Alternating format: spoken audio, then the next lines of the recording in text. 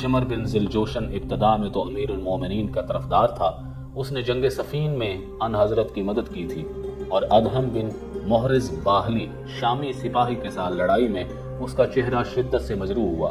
لیکن بعد میں حضرت علی کی طرف سے منہ پھیر لیا اور علی اور آپ کے خاندان کا کینہ اپنے دل میں پروان چڑھا کر دشمن بن گیا۔